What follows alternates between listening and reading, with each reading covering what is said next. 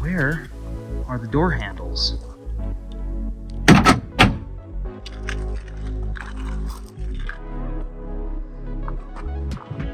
It has a totally custom pop-out lock system.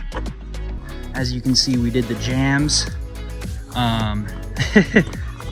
These really just crazy on a Chevy, these hood pins on a little truck. However my dad had this truck built, it's got a pretty big cam in it because it's like right before it starts up. This thing is mean. And I figured I'd give you guys another perspective in this kind of lighting. Just crazy looking. That red really turned out. And that red is actually cranberry red, which is the original color of this beast.